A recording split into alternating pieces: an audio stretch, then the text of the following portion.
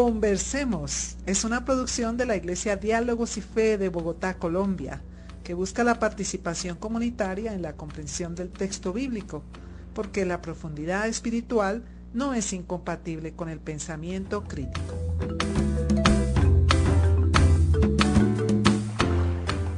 Un saludo especial a toda nuestra audiencia. Este es el podcast Conversemos. Es uno de los medios de difusión y de comunicación de la Iglesia Diálogos y Fe.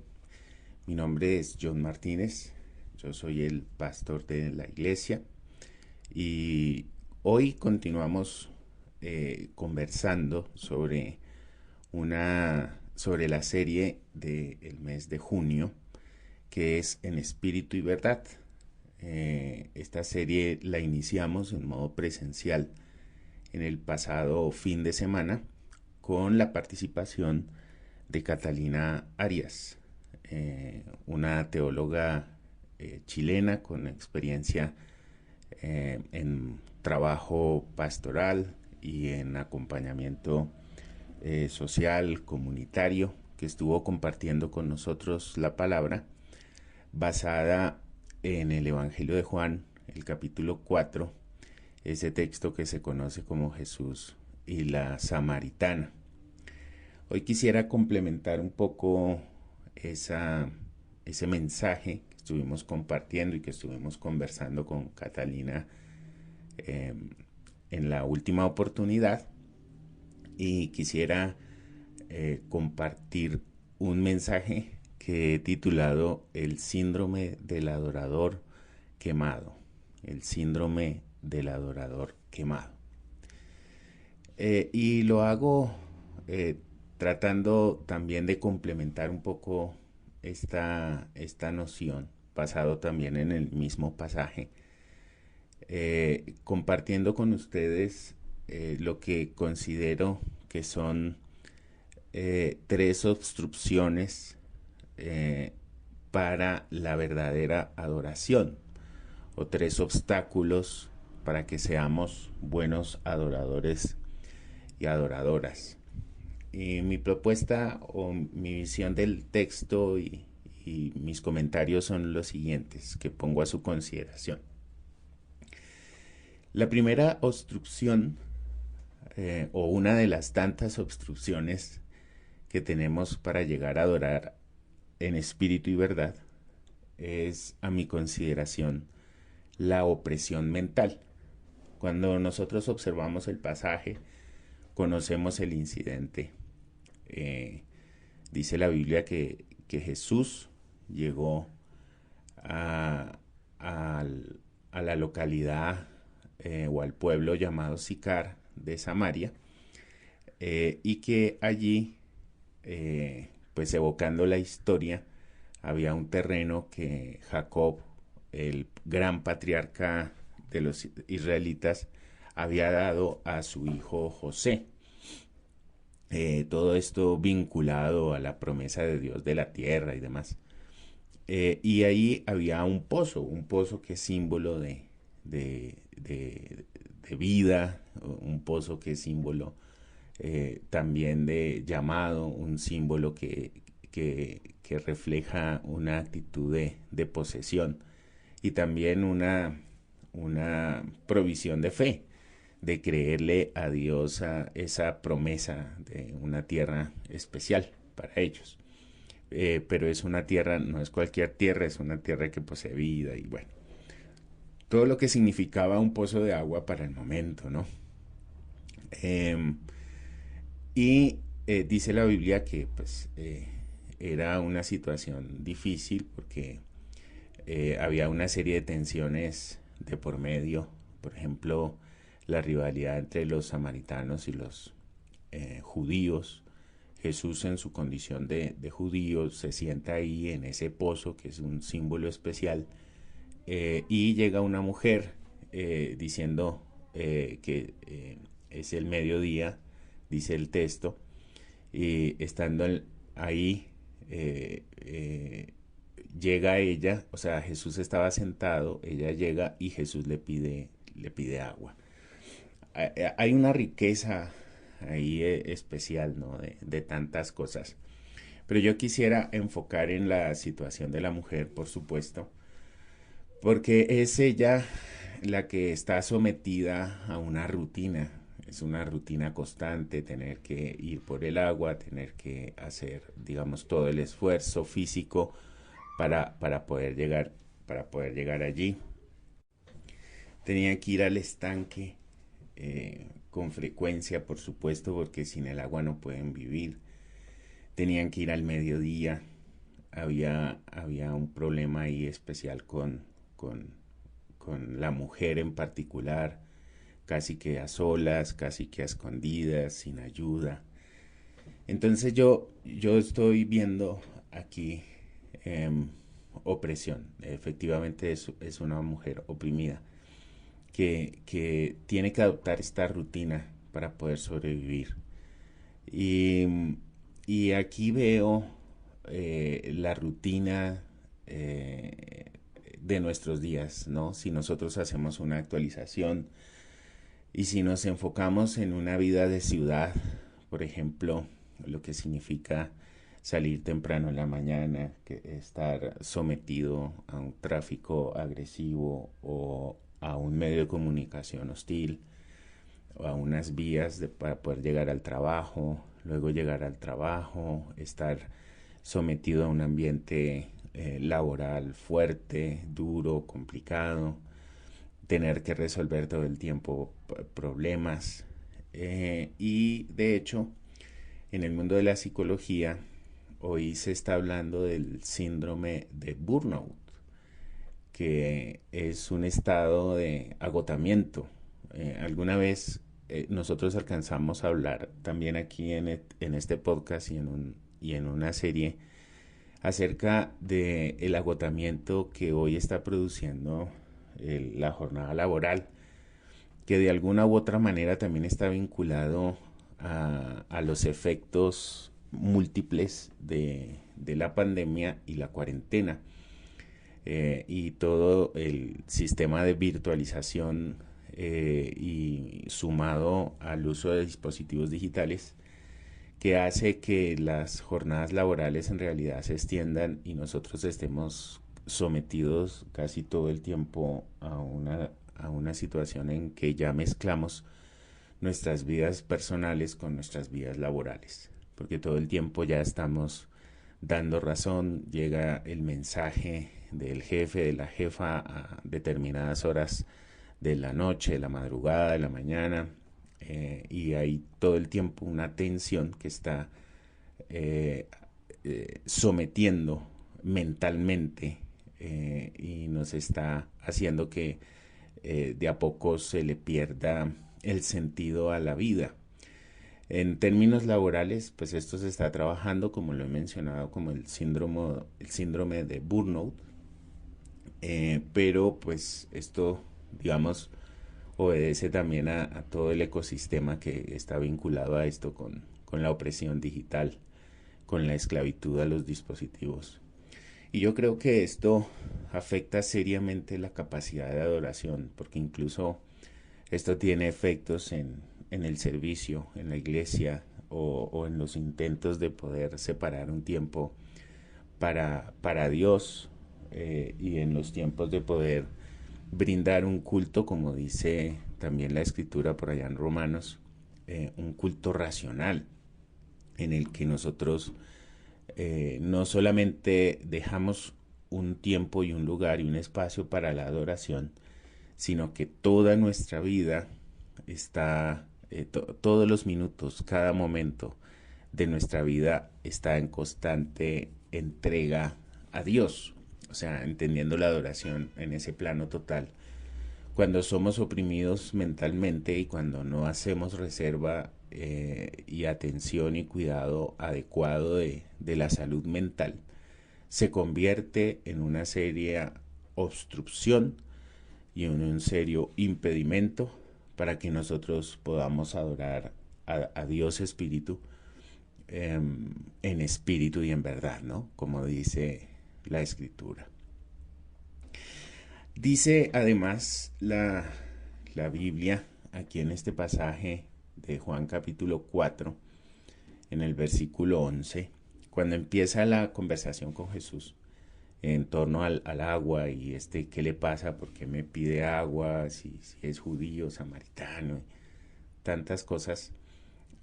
Cuando vemos el versículo 11, dice la Biblia, bueno, primero usted no tiene con qué sacar el agua, porque Jesús le habla o le ofrece de agua que corta la sed para siempre. Y el 12 introduce uno de las situaciones complicadas en relación a los esquemas espirituales y religiosos que había para adorar, porque dice: ¿acaso tú eres superior a nuestro padre Jacob, que nos dejó este pozo del cual bebieron él, sus hijos y su ganado?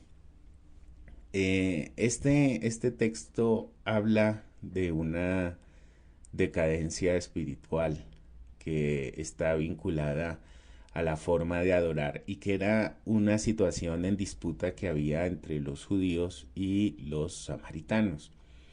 Eso de tratar de ver la fuente, pues los samaritanos tenían esa fuente de Jacob, y también era una forma en que ellos podían defender algún sitio de provisión de agua de vida, digamos, porque habían sido despojados de la ciudad de Jerusalén y del templo. En ese sentido es donde tiene fuerza esto de ser samaritano y esto de ser judío, porque la mujer también evoca, dice, ¿no? El lugar sagrado, esta herencia de nuestros padres y toda esta situación. Ahí lo que es latente es una situación de tradicionalismo, de que los tiempos y los lugares de adoración son fijos, de que se debe hacer de una determinada manera, y eso se vuelve en un símbolo de poder, en donde hay un templo, en donde hay un lugar, en donde tiene que haber un modo, en donde tiene que responderse a un formato. Y resulta que los cultos o los servicios, si nosotros actualizamos un poco esta noción estructural de que tiene que hacerse así, o que el lugar escogido para adorar es el formato actual es un culto copiado. Tanto se criticó por el lado evangélico, protestante, a los cultos formateados o a las liturgias rígidas de los católicos, o incluso a los rezos, que hoy día se hace exactamente lo mismo, pero con otros protocolos y otros formatos. Incluso con las posturas físicas del cuerpo, para levantar las manos, para aplaudir, para repetir psicóticamente unas determinadas un determinado estándar para que haya ambiente en un culto, que lo hace superficial, que lo hace estéril, que lo hace solamente una burbuja emocional. Y eso es una situación, a mi consideración, bastante dramática, porque la gente está pensando que la emoción que le hacen sentir en una iglesia es el norte.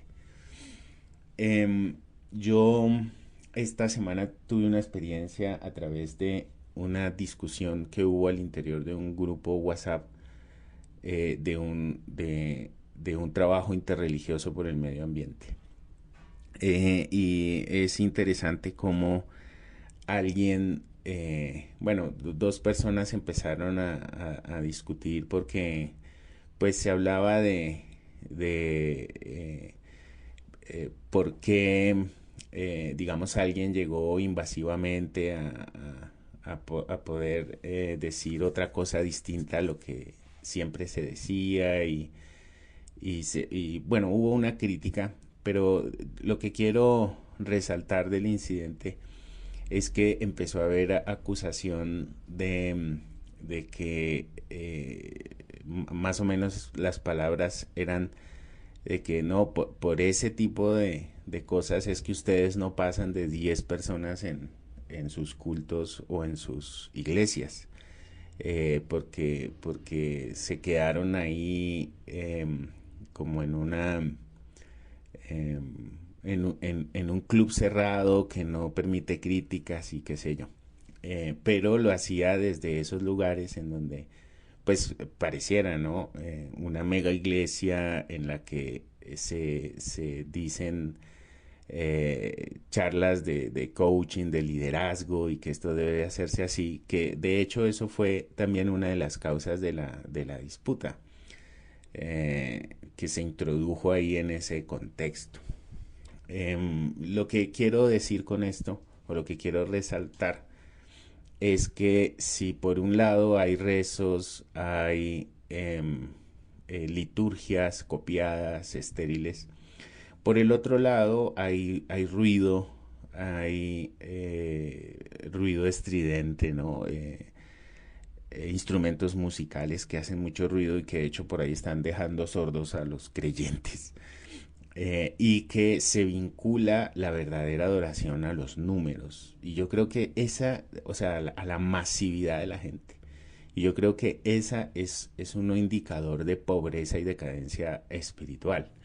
Porque justo cuando hay agrupaciones y crecimientos numéricos que no están vinculados a cambios y transformaciones personales, familiares y sociales, se confunde con avivamientos que en realidad son migraciones de lugares de culto y de cambio de formatos, pero que apuntan a lo mismo, una decadencia espiritual, un tradicionalismo y unas situaciones de que pues hoy nosotros estamos viendo en diferentes lugares de gente quemada, literalmente quemada, que no quieren ir a una iglesia porque ya los han oprimido. Las dinámicas internas de estas iglesias de masificación de gente es personas que han sido en muchos casos destruidas porque todo ese esquema hay que mantenerlo en la música, en la logística, en el montaje, y hay un montón de gente oprimida.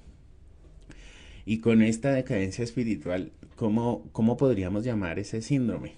Bueno, es justamente el título de este podcast, de este episodio, que es el síndrome del adorador quemado, ¿no? Es meterse en un esquema en el que definitivamente no se puede salir de ahí y se piensa que se debe adorar así.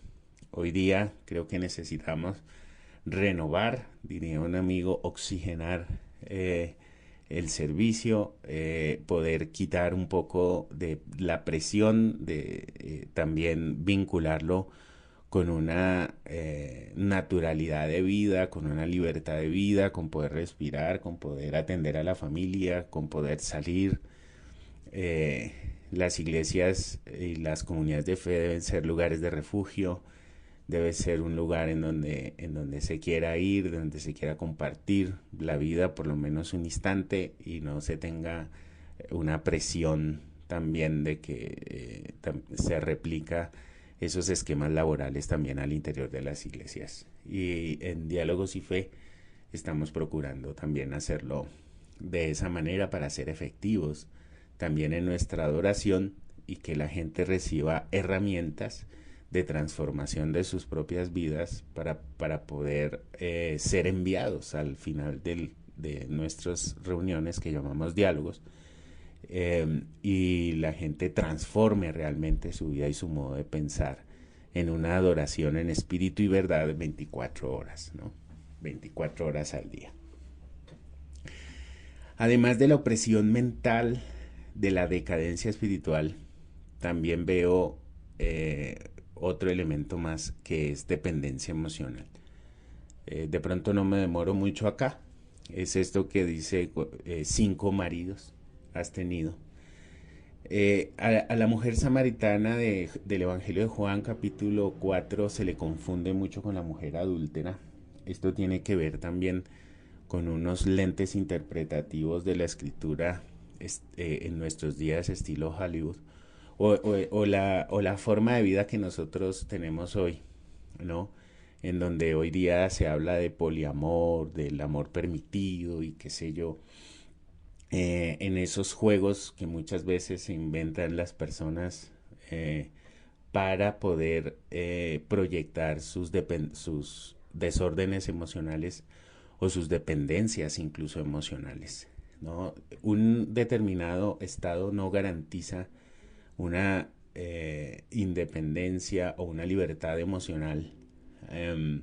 Sin embargo, pues cuando uno va al texto y de una vez va acusando a la mujer de andar de marido en marido, ya se le vincula con la adúltera, y esta no era la situación definitivamente.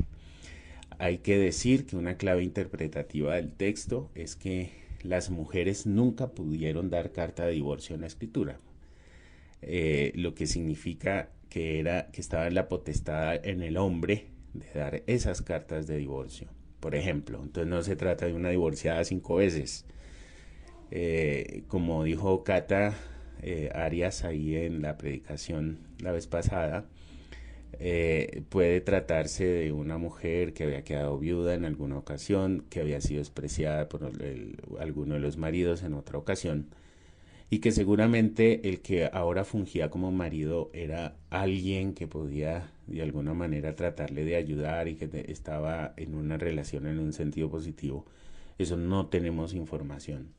Lo que sí es claro es que la mujer estaba totalmente dependiente en lo económico, en lo mental, pero especialmente digamos, en esta situación, esta ligadura que también tiene implicaciones emocionales. 5 maridos has tenido. Y es la forma como apunta Jesús a la situación más grave y complicada nuestra, que nosotros muchas veces queremos evadir.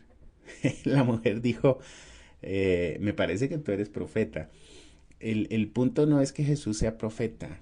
El punto no es que un profeta nos diga y pueda dilucidar cuáles son nuestros problemas. El punto es que nosotros conocemos claramente cuáles son nuestros problemas y que necesitamos actuar y hacernos cargo frente a nuestros propios problemas. Cuando hay desorden, cuando hay desequilibrios, cuando hay malas actitudes, cuando somos conscientes que estamos tomando malas decisiones, necesitamos parar. Habíamos tenido también una serie de detenerse, ¿no? Imparables, porque somos imparables muchas veces para hacer el mal. Hey, o sea, no puede haber un sexto, no puede haber un séptimo marido. Ciertamente es una situación de sometimiento, pero es una situación en la que la mujer, podía generar una ruptura, y este encuentro con Jesús empieza a generar una ruptura en ese ciclo. ¿Cuáles son los ciclos en los que nosotros estamos sumergidos? Y necesitamos hacer que realmente nuestro encuentro con Jesús sea en uno de los días normales de la vida diaria, en donde dejamos un tiempo para meditar, para orar, pero no hablo de aislarse, de ir al lugar secreto, ni siquiera. Hablo, por ejemplo, cuando vamos en el camino y empezamos a orar, porque, bueno, eso me pasa a mí, que voy en la calle, voy caminando y a veces me pongo a orar por diferentes cosas. Ahí recapacitar, tener el encuentro con Jesús y poder transformarnos. Para transformarme, digamos, en mi caso, necesitamos transformarnos todo el tiempo y en todo momento para poder tener una adoración en espíritu y verdad. Pero es que eso no es un vínculo místico, sino se trata de unas determinaciones personales de cambio, y de ver las cosas y ver la espiritualidad de otra manera. Y nosotros creemos en Diálogos y Fe que la espiritualidad se expresa en lo cotidiano, como dice el jingle de este podcast. y que se expresa también un espíritu crítico, no que le echa piedras a todo, le tira piedras a todo por tirarlas o ser rebelde sin causa, sino justamente un sentido de rebeldía con causa, para que se hagan las cosas bien, para que se hagan las cosas adecuadamente. Entonces necesitamos desligarnos de esas dependencias, tomar decisiones, reconocer también nuestra propia dignidad, porque también veo que Jesús está dignificando a esta mujer.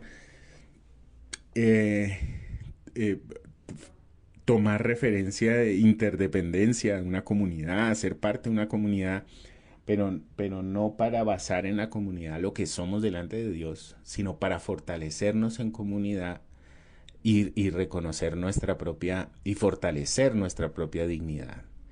Y ese es nuestro esfuerzo y ese es nuestro deseo en Diálogos y Fe. Me impresiona que al final de la conversación la mujer deja el cántaro, ¿no? Lo tira y casi que sale corriendo a testificarle a su gente. Y el símbolo de dejar el cántaro es el símbolo para mí de dejar esta opresión mental, esta decadencia espiritual y esta dependencia emocional o integral que tenía esta mujer samaritana. Creo que hoy necesitamos reconocer cuál es ese cántaro que se ha convertido en un peso, que se ha convertido en un obstáculo, que se ha convertido en una carga que no nos deja adorar a Dios en espíritu y verdad. Hay que tirarlo, hay que romper ese cántaro, hay que dejar de buscar a Dios en el mediodía, hay que dejar de sentir que si no se está en un templo, si no se está en nuestro pozo de Jacob que nos hemos inventado o que nos han impuesto otros, entonces que no estamos adorando a Dios. Hay que ver las cosas desde el discernimiento que podemos tener en esa comunión íntima con el Espíritu de Dios. Y vuelvo a repetir, no se trata de una mística especial, aunque hay mucho de eso, sino de el sentido común espiritual, ese discernimiento personal que nos ayuda a corregir nuestra vida y a encontrarnos con Cristo, a encontrarnos con Jesús, quien nos puede dar el agua de vida. Dios les bendiga. Nos vemos en una próxima oportunidad. Yo dejaría una pregunta y es ¿cuál es el cántaro personal, familiar, social que nos está impidiendo nuestra adoración a Dios en espíritu y verdad? Los escuchamos, escuchándoles a ustedes, también escuchamos a Dios. Dios les bendiga.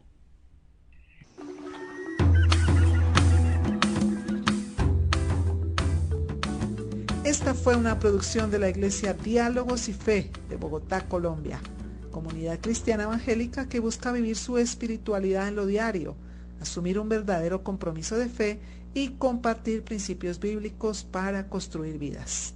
Dios quiere escucharte y nosotros también. Síguenos en nuestras redes sociales.